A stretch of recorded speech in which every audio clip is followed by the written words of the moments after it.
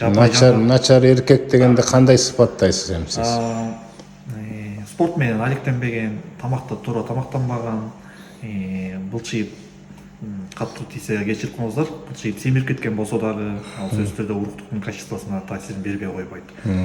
Тамеки тартса, спиртной колдонсо, анан баягы социальный жактан деле баягы ордун таппаган эркектерде деле депрессия көп болот.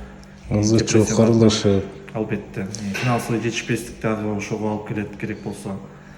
сыртка көп зына кылып, изменять этип, гулять эткендер дагы абдан таасир кылат, Жол аркылуу жуга турчу инфекция ден соолугу чынында аябайт, ден соолугу жогунда аябайт. Уктуңар, инфекция болгону бул бүгүнкү күнү ар бир экинчи эркек көтөрүп жүрөт. Муну билбей туруп үйлөнүп, анча мыкча кыздар тыйып алат күйөөгө, анан кийин ушундай экен дейт, анан урод балдар, начар балдар төрөлгөн ошон үчүн